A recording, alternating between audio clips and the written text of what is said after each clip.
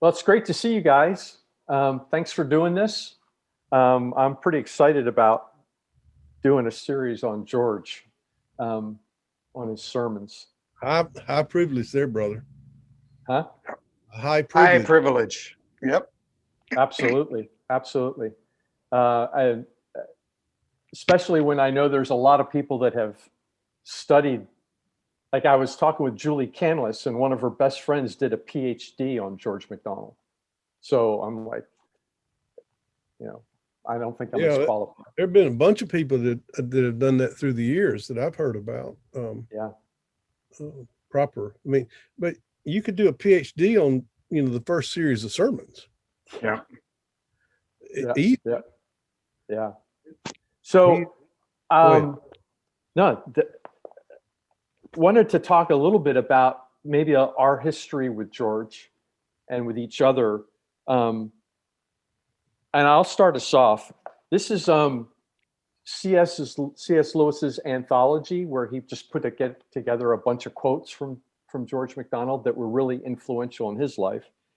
And my son picked this up for me because he knew I loved George MacDonald. This is just a little sentence.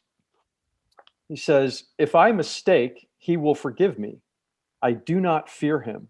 I fear only lest, able to see and write these things, I should fail of witnessing and myself be, after all, a castaway. No king, but a talker. No disciple of Jesus, ready to go with him to the death, but an arguer about the truth." And I just went, oh my gosh, George just nailed me to the wall, right? An arguer about the truth.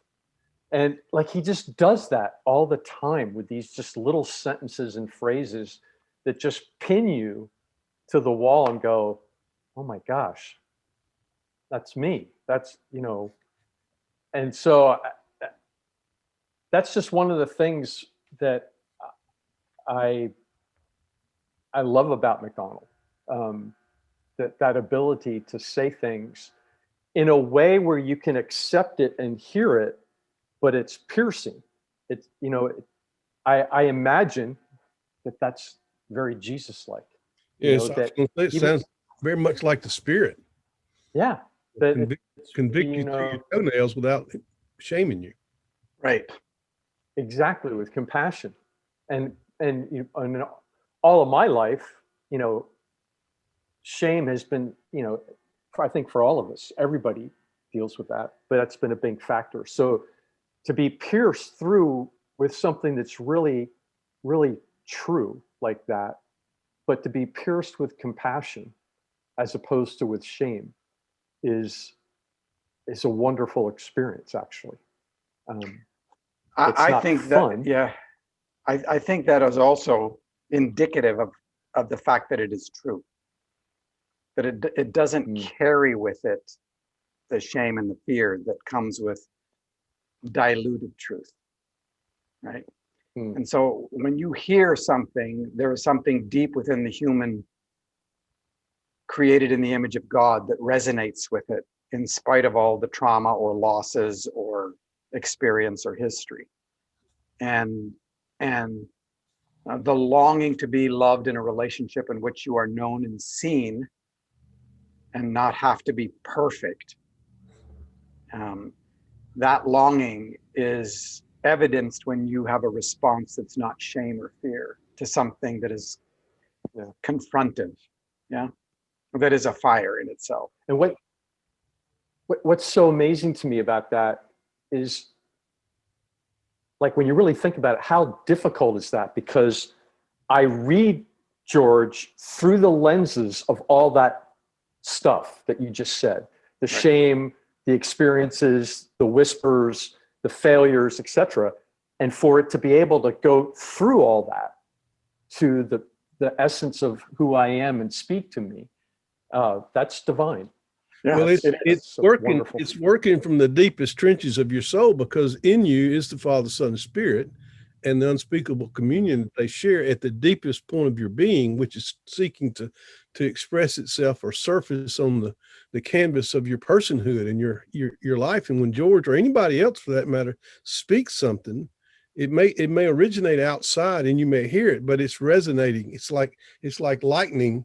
It may have its origin in a cloud, but it also has its origin on a certain spot on earth, and they meet. And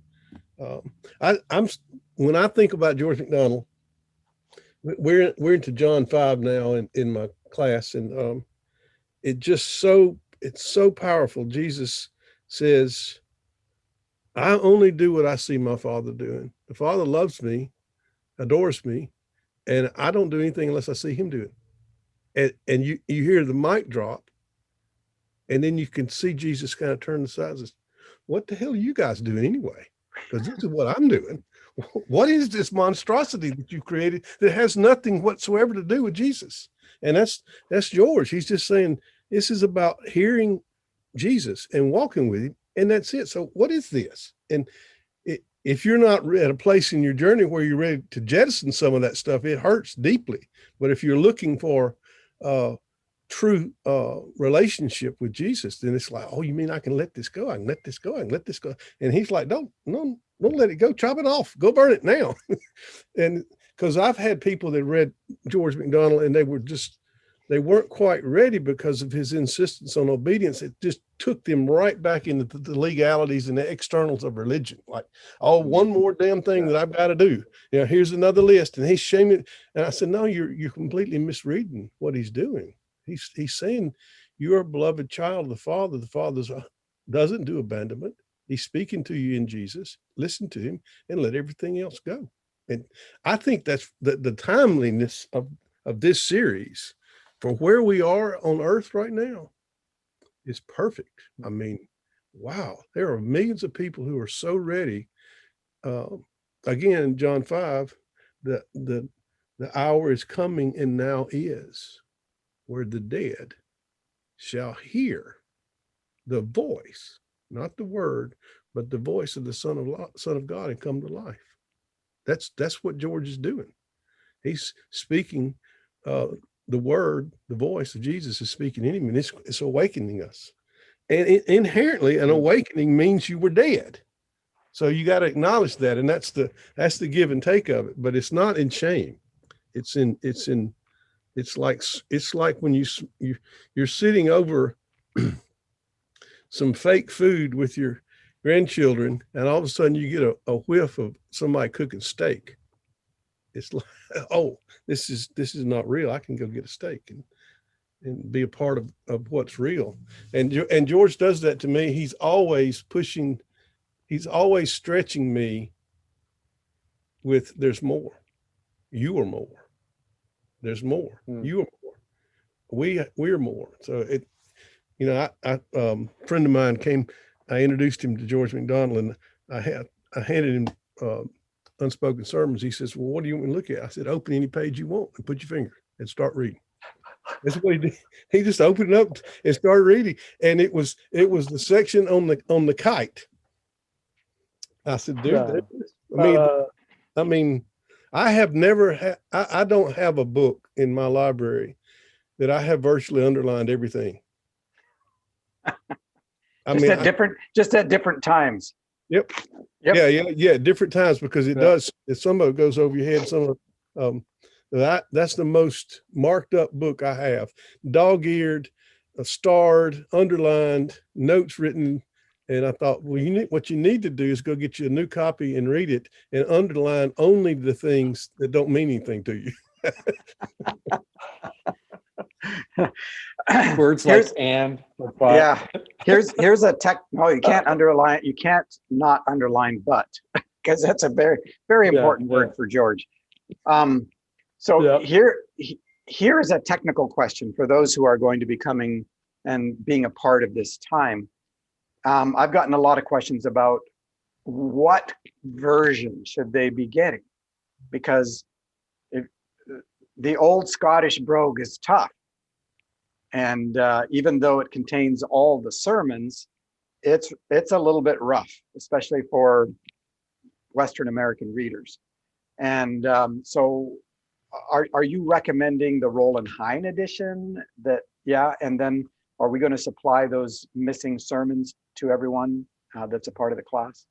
Is that kind of the plan? I definitely think the Hind edition, just because it puts Yes. everything on the same page. And you can buy the complete works of McDonald for like 99 cents on Kindle. Mhm. So you get everything, but it is a hard read, man. The originals. I mean, that's that. It's almost a different language. It is a different language. Sentence structure is like It's it's story in prose, man. It goes on, and you keep turning pages, and you hadn't even gotten through the sentence yet. Yeah. You forgot what he was talking about because he just kept spinning off, right? Paul, we've recommended people to pick up Roland Hines' Creation in Christ, George MacDonald's Unspoken Sermons, because it's edited. People that have read it many times, I encourage them, just like I remember when I started reading the unedited version and I saw how much was there that wasn't in Roland Hines. Yeah. But I couldn't, there's no way I could have read that until I had gotten a little bit used to the way George writes. That's correct. So I think that'll happen for us as we're going through George, as people are reading. But yeah, we're definitely recommending Roland Hines' edition, the edited version of the sermons. Good. Whether we'll get to there's 4 sermons that are not in Roland Hines. Whether we get to those or not is yet to be seen. Well, he integrates a lot of the themes. They're scheduled. He integrates a lot of the themes, like the Eloi sermon is not in, but he does bring in some of the thoughts of that into other sermons. But it's not an accident that sermon it's not in Hines, because he's pushing the evangelical barrier from day one, just translating and making them available. But that one, maybe I'll type that sermon up from the original and make it available. We'll make it available. Cool. I think it's important for people to understand too that George was part of that community of writers like Lewis and Tolkien and Sayers and Williams, where they were writing both nonfiction and fiction, and saw that as important. They weren't compartmentalizing. So, my introduction to McDonald didn't come through Unspoken Sermons. It came through Lilith and Fantastes and some of the fairy tales, right? And yeah. And I've got a whole bunch of those. And if you read Lewis's relationship with McDonald, or you begin to understand how influential he was in the world. We had a lot of American writers like Mark Twain who are indebted to George MacDonald and say so. So there was a time in which MacDonald lived that there were a couple, it's so interesting to look back at history like this. And so there were a couple major conflicts that were going on. One was his health, right? He was half the year, he wasn't able to stay in the part of Europe that he was from. He went down to the Mediterranean. To Italy, right? Yeah. And then the other half of the year he was back, but there had been this wave of very conservative, retributive, punitive atonement theory that had started to dominate the theological arena of his world. So much so that even in the church that he pastored, he had tenure, they tried to get him out. And what they did is they slowly reduced his salary. Yeah, he lasted 3 months. After he graduated from King's College in Aberdeen, he got a posting, lasted 3 months, and they couldn't fire him because he was Presbyterian. In the Presbyterian system, the congregation cannot do that. So they just reduced his stipend, so he couldn't eat. Yeah. He was in the middle. He was in the middle of Scottish Calvinism in its heyday. I mean, you have Thomas Erskine, who was a little earlier. I think he died right about the time that McDonald was born. And then you have John McLeod Campbell and Edward Irving. Irving was a little earlier too, but they overlap. I don't know how they knew each other, but it's quite remarkable that those 4 men in the context of Scottish Calvinism in its heyday all protested powerfully and beautifully, and how the ripple effect of their influence on history goes out. I mean, because McDonald's venerated, of course, at Aberdeen, and King's College, where I was. He's, you know, but the last time I was in Scotland, I went to Huntley, and there's a little plaque on the dentist office outside that says, "In this house, George McDonald was born." His house that he grew up in is still a functioning farm, and they will let you walk through. And the Huntley Castle that was in ruins, that figures so prominently in a lot of his novels. But then I went to the library, the local library in Huntley, and it's not a big town. And so they walk in, and it says George McDonald, and it has an arrow, and you walk upstairs, and the librarian came over, and she walked us over and showed us the collection, which is not very big. And she said to me, could you help me understand George? We don't know who he was, and we don't know why people from all over the world come here, and they all want to come in, and they just stand here in such honor, and we don't understand. I said, yeah. I said, how? Wow. Talking about a prophet has honor everywhere but in his hometown. But it was quite amazing. But once I saw Huntley Castle, the ruins, you can see his imagination as a little boy kicking in. The fog, the mist is rolling in, and that, oh man, you could see it. And his influence on Lewis, I mean, Lewis says that he never wrote a single thing without reference to George McDonald, and he called him his mentor. In fact, I don't remember where this was, but I think it's in a letter, or maybe one of his introductions, where Lewis says that one of his regrets is that more people didn't, from his counsel, so to speak, or his advice, more people didn't go and read McDonald. But it seems like he was so far ahead of his time that it's like right now, masses of people are ready to understand what he's talking about. But all that he's really talking about is exactly what Jesus was saying, is, hey guys, I only do what I see my Father do. That's about, I walk with him. I don't know what we're going to do tomorrow. Not worried about that. Just today. What are you guys doing? I thought that's what everybody was doing. It's just like humbling and liberating and wow, inspiring. I think you guys both touched on this, but I think that's one of the other things that I loved about McDonald when I first started reading him. And I came to McDonald later than you guys did, but it's his imagination. So, Paul, when you talked about him writing fiction and nonfiction, and so many people doing that, I grew up in an environment that imagination, when it came to theology, was a curse. Like, you don't dare do that because you're messing with the words of the Bible, blah, blah, blah, blah, blah. So we don't use our imagination. We just study the text. How very Protestant. Yeah. Good rational. But you guys came up from the same place. So we did. But so one of George's gifts to me was the rediscovery of my imagination because of the way he writes. And that is beautiful, beautiful, beautiful. Really and the unspoken sermons, for me. I find it very difficult. It's a hard process to write. And sometimes, like Patmos was a blast, but other books are not. But these were unspoken sermons. Right. This brother he had no audience. And I can see writing maybe one or two, because you think somewhere down the line, the Holy Spirit will, share them with somebody, it'll be of value. But being more of I person on this, personality thing and the influence, I can't imagine sitting the time that this brother took to sit down and write these sermons. And they're so ordered in such a way as to bring you along in your spiritual journey.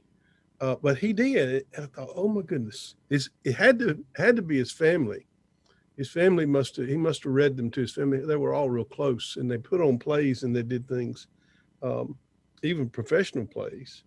But I mean, that is a monumental feat. I am just dumbfounded by how he had the vision and the fortitude to get up and say, I'm going to write a sermon that's going to be the very best that I can do, and nobody's ever going to know it. I mean, that's a bigger man than I am. and do it again and again. Listening to Jesus. Yeah, he was only doing what he saw. Yeah. Well, I want to go back to something that you just brought up, Baxter. Talk a little bit about the order, because for the discussion we're going to do in two parts. The first part will be in May and June. The second part will be in September, October, as we go through the sermons. Even though we're asking people to read the Roland Hine edition because it's easier access for them to get at what George is saying, we're following the logic of the way he put the sermons together. So we'll give that list to everybody so that they can know which actual sermons, because it's not the same orders as Roland Hine's. No, you want to say something about that real quick? I will. I mean, it's not an accident that he starts with a child in the midst. Actually, my friend Dale Howey has uncovered this, that the title of the first chapter is not a child in the midst. The original title is a child in the mist, M-I-S-T, which is really interesting, because I want to go back and find it. I want to get an original edition, because that makes a whole lot more sense. Anyway, that's where he starts, and he ends with the inheritance. And I think that he's speaking to your heart. He knows where we're trapped. He starts here and he's adding layers, and he's moving us along spiritually. He's not moving us along theologically. That's not what he's doing. He's moving us along as persons, emotionally and spiritually along. So the order is very critical for him, and I think we should honor that and benefit the most from it. And I will go on and throw this out, though I'm not arguing the point. I just find it, people that are so deeply steeped in Scripture tend to think in more of a chiastic structure without even being conscious of it. This is the way the Psalms are written. The way so much John and Revelation. It's just the Hebrew mindset. And it would be a good thing to take the original sermons, the titles, and put them in the form of a chiasm and see what you find out. And I will leave it at there for the moment. For those of you that don't know what a chiasm is, you can Google it. Better tell them how to spell it. CHIASM. You will be stunned. Just saying. Yeah. One of my favorite encounters with McDonald was I was invited to speak outside of Nashville, Tennessee, at Johnny Cash's old farmhouse to 600 millennials. And so I get there, and his farmhouse, that whole area was bought by Brian and Sally Oxley. And so I get there, and the farmhouse has all been restored. It's, and all this, and you go through it and all this, and it's stunning. So here I am in Johnny Cash's old farmhouse, and I come around a corner. I mean, they've kept everything, all the places that somebody carved initials and, all of that. But I come around the corner, and there's this massive, like 3-4 bookcases side to side, and they're loaded with George McDonald books. And I'm like, what is this? And Brian, who happened to be there, was giving little tours and stuff. He noticed that I'm just stuck on this, and he walks over, because nobody else, none of the millennials they don't care. Yeah. They don't even know George who he is. No. And I'm going, he looks at me, he goes like, what do you think? I'm going like,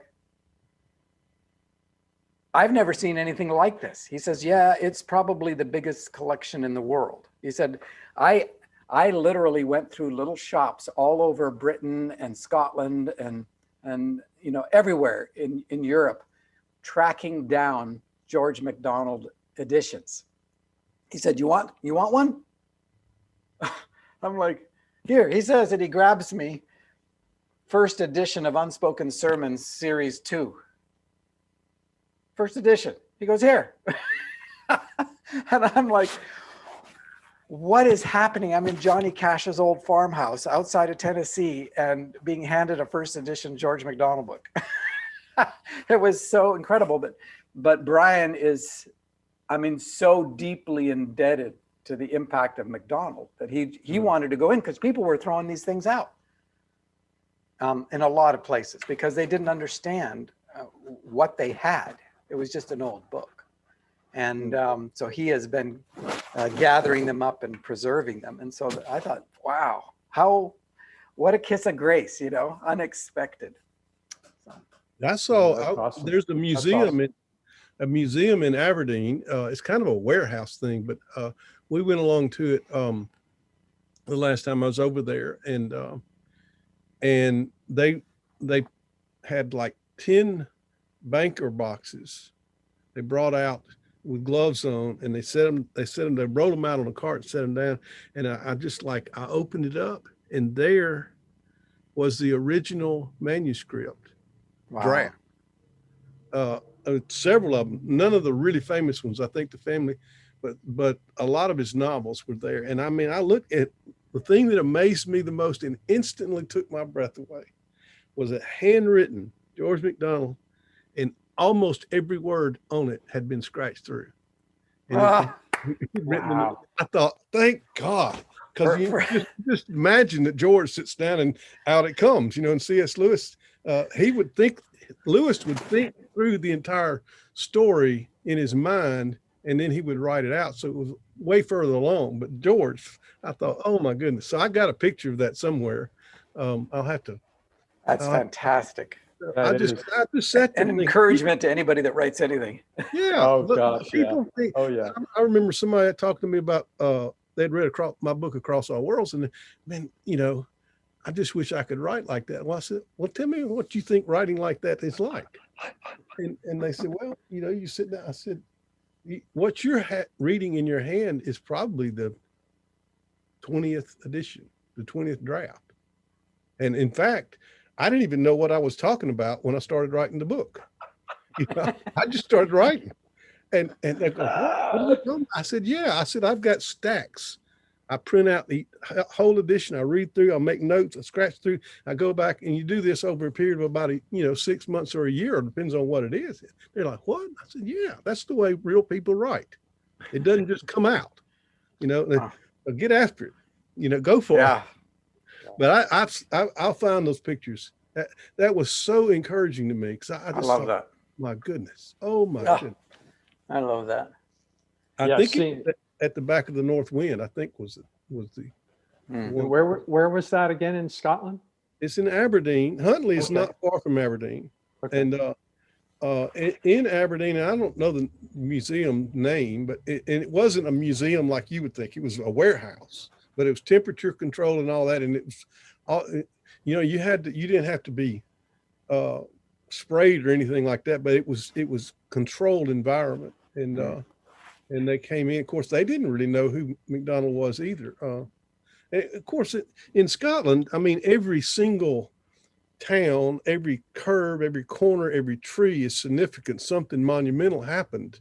It's just all over the country. So lots of stuff that have gone on there, you know. And then when you go to like Israel, I mean, seriously, every stone is something happened. And so on that level, it's understandable that people don't know on one level, but on another level, I mean, what he has to be to me, I would put Unspoken Sermons, or I would put George McDonald in my top 3 authors, hands down.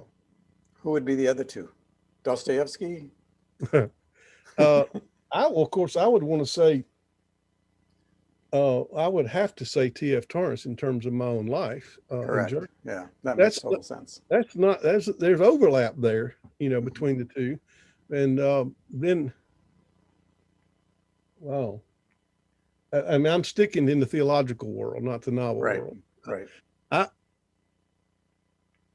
would be torn between Hilary and Athanasius.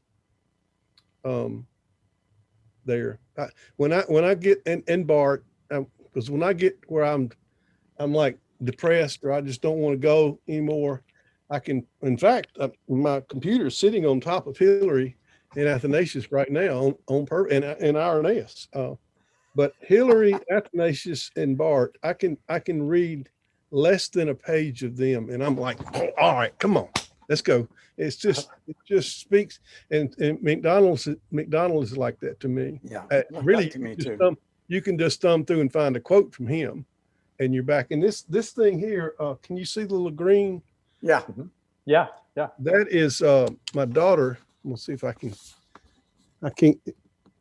My daughter Catherine drew that for me, painted that for me years ago,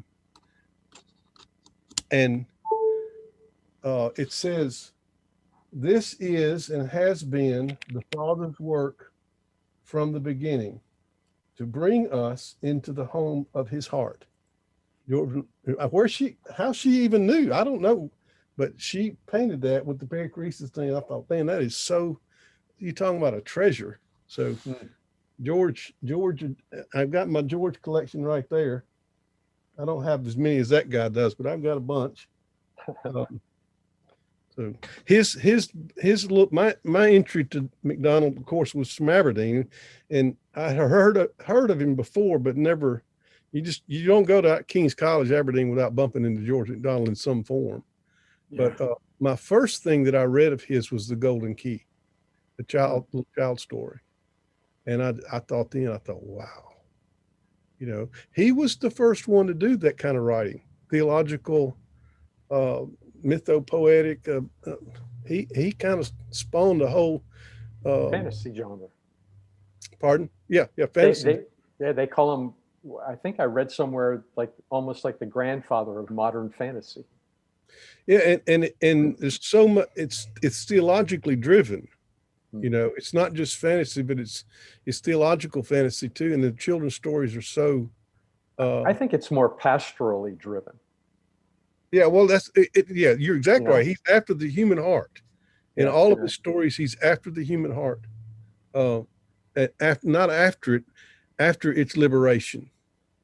And we were talking about this yesterday with some guys about John, and they were saying, if you could sum up John in a phrase, what drives him, what's he about as a human being, just give us a quick picture of it. I said, yeah, I can do that. I have no greater joy than to see my children walking in the truth. That's from 2 John. Mm-hmm. I said, that's George McDonald. Nothing thrilled that brother more than the thought that he was saying something, and maybe this was his motivation that drove him, but he was saying something that would actually liberate a human being from religion. So that links him back through all the great pastoral writers in history, straight back to Jesus. I'm only doing what I see my father doing. What do you guys do? So let me. You were going to ask about some favorite quotes and things. Yep. Let me read a little bit of a longer quote. It gives you a feel. This is not from Unspoken Sermons. This is from Robert Falconer, and in this, the scene is that in this fiction work. So I just wanted to give a sense of what his writing is like outside of the realm of his focused theological work. But in the scene is that Robert Falconer's righteous grandmother, who is very legalistic, right? But she has a heart to do the right thing. And both Robert's father and grandfather they'd been incredible violinists. And it had led them astray, according to the grandmother. And so in this scene, the grandmother burned the fiddle, right? Burned the violin, the one that had been his father's and his grandfather's, lest it lead Robert astray. That was the point. And here's how McDonald writes about this. But though the loss of Miss St. John and the piano was the last blow, His sorrow didn't rest there, but returned to brood over his bonny lady, right? The violin. She was scattered to the winds. Would any of her ashes ever rise in the corn and moan in the ripening wind of autumn? Might not some atoms of the bonny leddy creep into the pines on the hill where soft and soul-like sounds had taught him to play the flowers of the forest on those strings which, like the nerves of an amputated limb, yet thrilled through his being?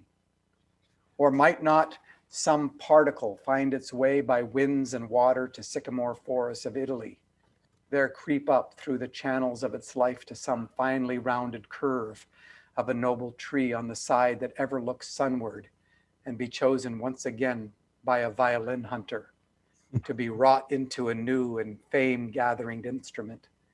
Could it be that his body Letty had learned her wondrous music in those forests from the shine of the sun and the sighing of the winds through the sycamores and pines?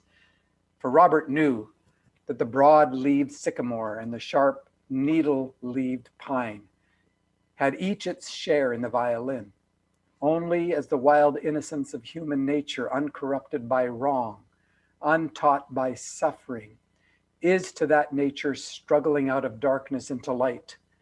Such and so different is the living wood, with its sweetest tones of obedient impulse, answering only to the wind which bloweth where it listeth, to that wood, chosen, separated, individualized, tortured into strange, almost vital shape after a law to us nearly unknown, strung with the strings of animal organizations, and put into the hands of man to utter the feelings of a soul that had passed through like history.